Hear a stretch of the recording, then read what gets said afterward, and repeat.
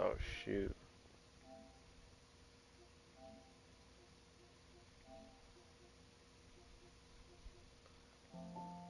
Okay, this camera angle on this camera thing, like in the corner right here, is it looks a little weird, but it's the only way to see the menu. Alright.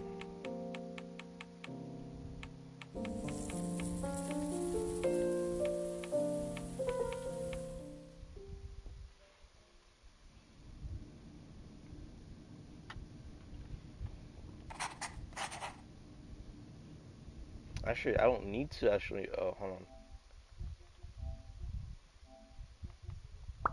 No, no.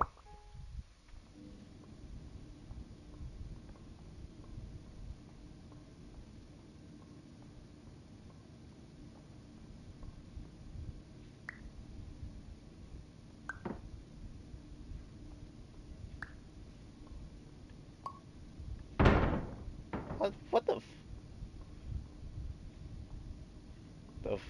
fuck?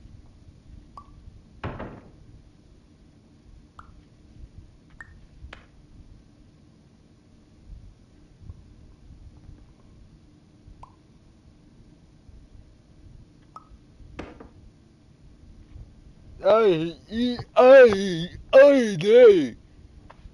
That makes no sense. Hold on. This game is gonna be confusing, man. I can already tell. Terms of service accepted. Congratulations on falling asleep. Welcome to Somnasculpt. Your progress may be monitored by qualified specialists. This orientation will adapt you to eyelids, our interactive, lucid induction dream state in which you retain full consciousness and control.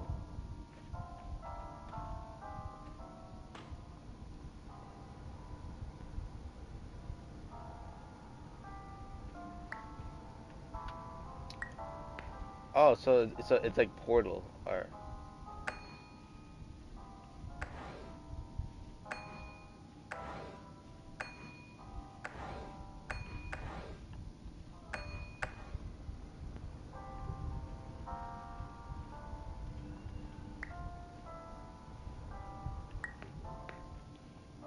bro. Oh.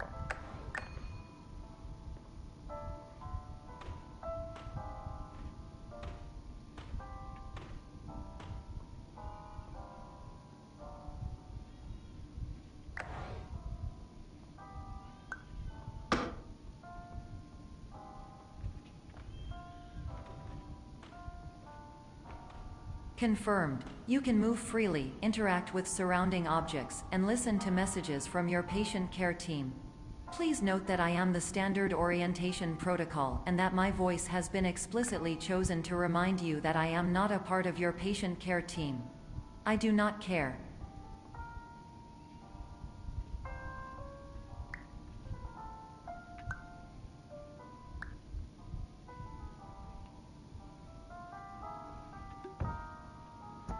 My brain. Ugh.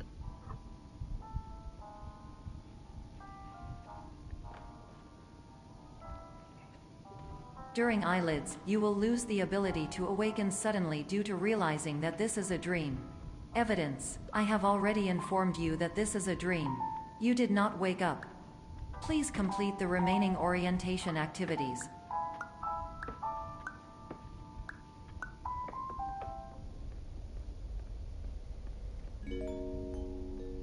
Warning: you have deviated from the orientation pathway.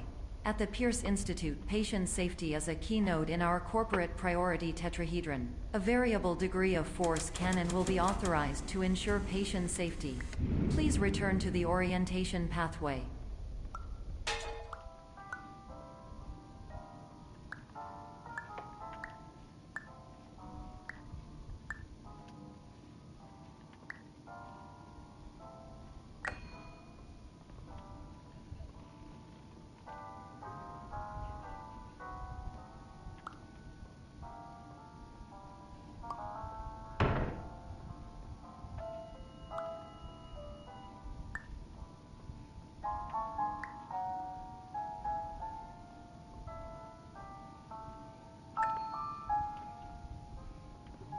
All environments perceived during eyelids should reflect a typical mental state. If you believe your mental state was compromised by Somnasculpt, please provide a comprehensive, rational explanation in your post-procedural survey. Completed surveys may be eligible for a gift card.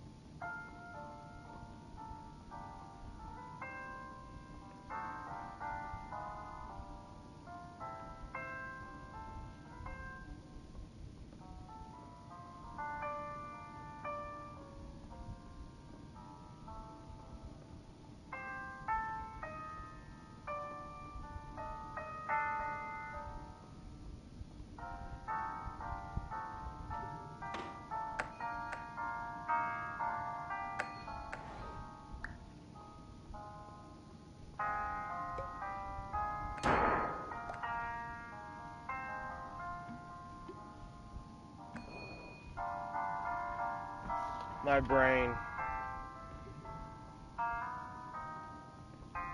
Please stand by for polite recognition on your completion of the Somnasculpt orientation.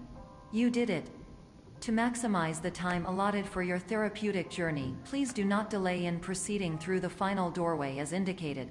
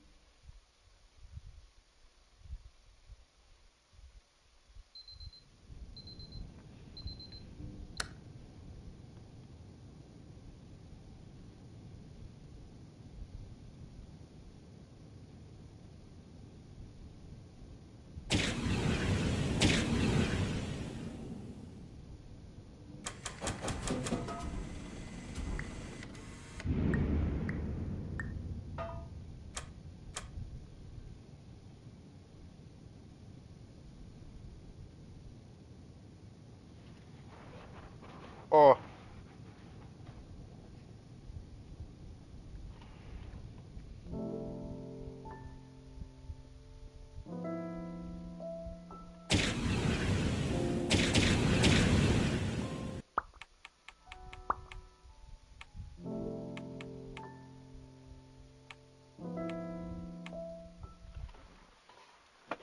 Oh, my brain.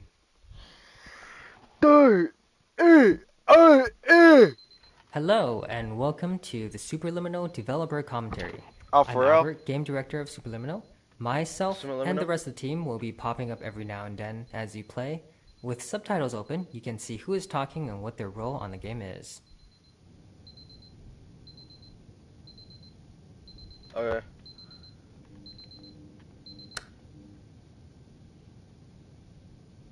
Hi, I'm Logan, and I'm level designer on Superliminal. The reason we ended up with this sleep clinic section is because we wanted to convince players that they might have actually woken up from the dream. So we don't have any dreamlike mechanics you can play with until you get to the vending machine. Later on, this becomes a hub you come back to in order to emphasize the feeling of waking up from a dream within a dream.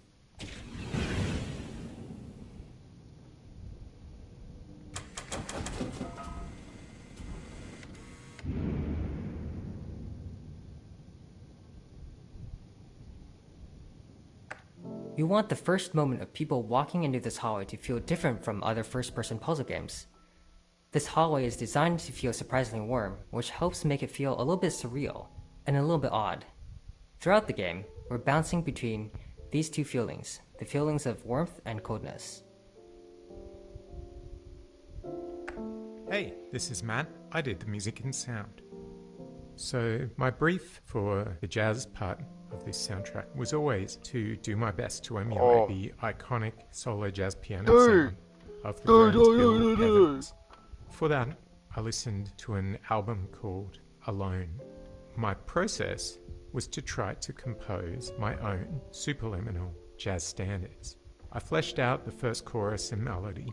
Later on, I workshopped and recorded with my good friend John Reeves. And I'm so glad I did, because his piano skills are so much better than mine. Yeah, me too, bud.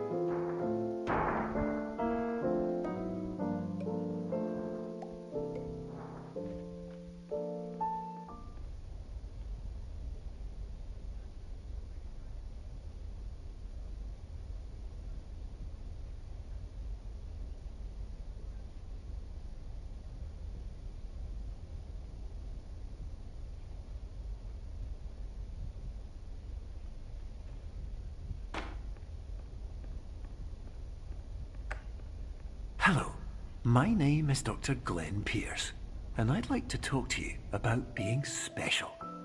So special, in fact, that we have no idea where you are. Yeah, I'm But special. not to worry, we're working on it. Don't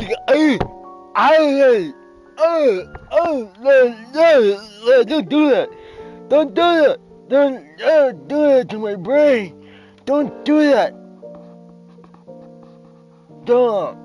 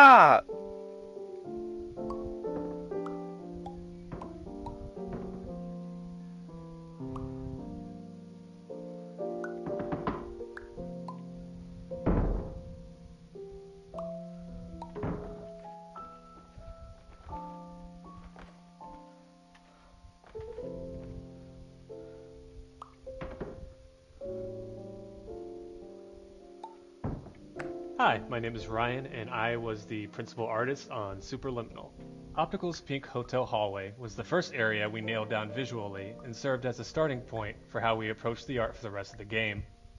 We wanted enough decoration for it to be interesting to the player, yet it couldn't have too much visual noise, or else the player would get lost and overwhelmed. We made interactable objects the complementary color of the surrounding environment, which helped them pop more and feel more important. After we were happy with how this part of the game felt, the rest of the locales came together much quicker, and we required less iteration. Hi, my name is Phil Fortier, and I was the graphics programmer on Superliminal, and I also worked on some of the Easter egg design.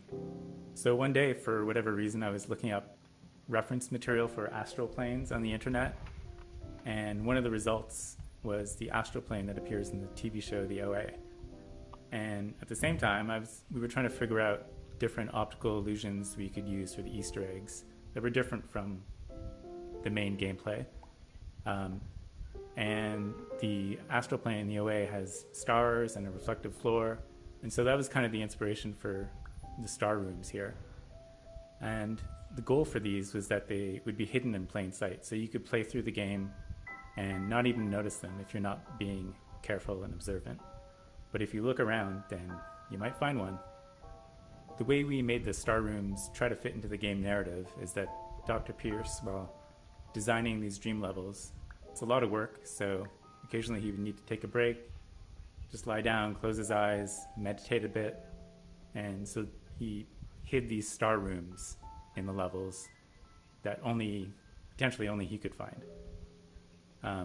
And it kind of reminded me, I've been to MoMA in New York once, and they had a relaxation room that was kind of dark, and people could lie on the ground and look up at, projected things on the walls. And that was kind of like the visual thing I was going for. Hello, my name is Dr. Glenn Pierce, and I'm just popping in to give you a quick update on where you are. We still don't know, but please keep moving forward, and hopefully you prefer frequent updates to being reminded that you are completely lost.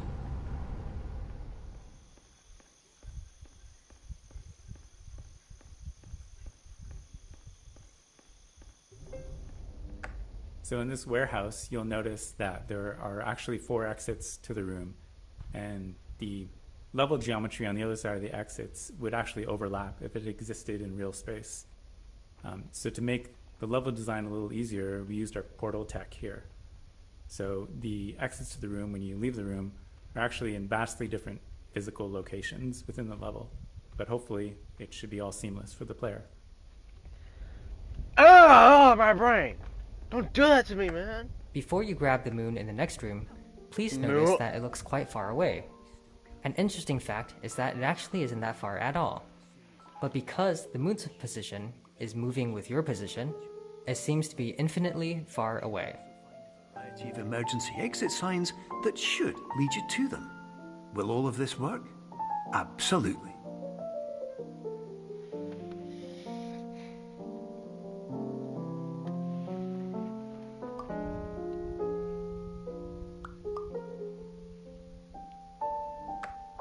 Hello, my name is Dr. Glenn Pierce. In the event that this elevator does not wake you up, please don't interact with anything that strikes you as psychologically significant, as we will no longer have any way of controlling it. For example, if you see your parents, please punch them in the face as hard as you can and immediately run away.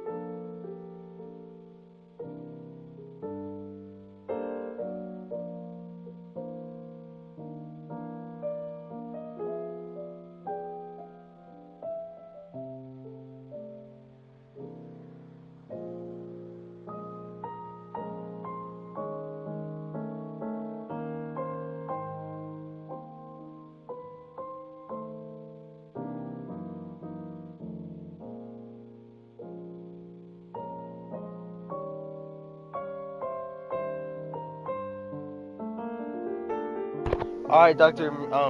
Nearest Pierce. I punched my parents.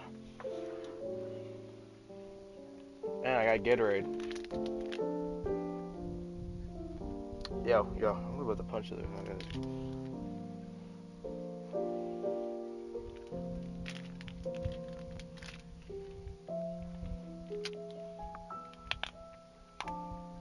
But Gatorade back then, it was fucking hard to open these things.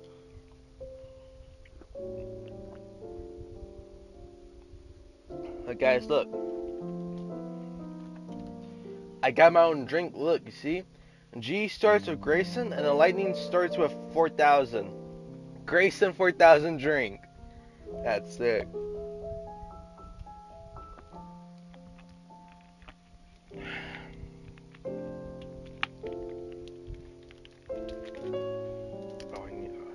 Forget it. It's not gonna be here in a long time.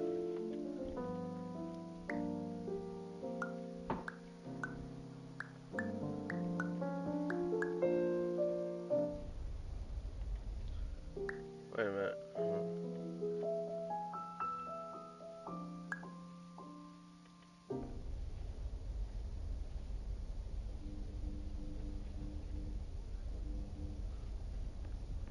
That is weird.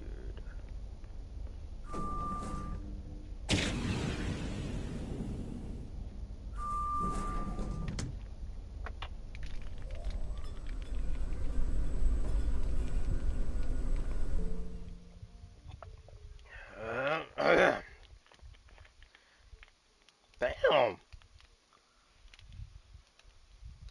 But this game's confusing. Hi, I'm James. I'm.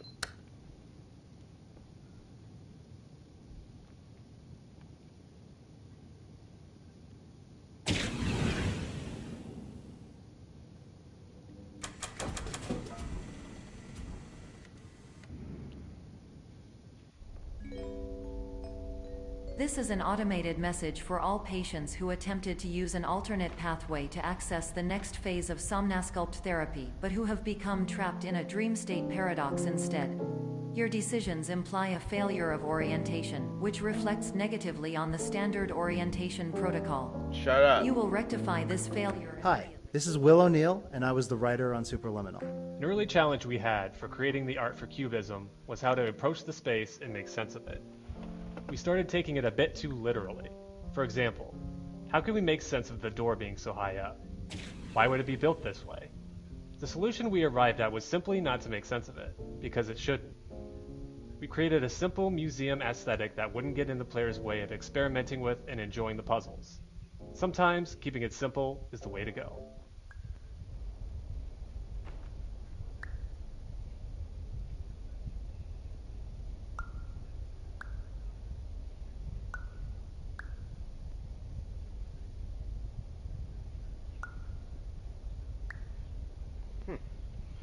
I got a golden thing. Professional tip: the average adult can Hi, my name's Chris. I was the producer and designer on Superliminal. This threshold is eclipsed by Between the colorful dream spaces, we have these, what we call back areas. These back areas serve as the backdrop to everything. They are where the dream spaces are built, and also the service hallways in between them. We wanted to give them a colder, darker feel to contrast with other spaces in the game. But we also wanted to keep a man-made feel, as if people were just here moving things, creating these spaces, doing work a second before you arrived. Yeah, it reminded me a little of Charlie Kaufman's Synecdoche, New York. That idea of building a world inside of another world. risks associated with explosive mental overload implies a Not all of our interesting perspective moments can be built into puzzles. Some are just great moments that break your expectations. This level interprets a cube in multiple different ways, and even though none of these are difficult puzzles, they all work together to create a whole series of back-to-back surprise moments. It was fun finding the balance of making it feel like someone was messing with you, without making it feel like the cube is sentient.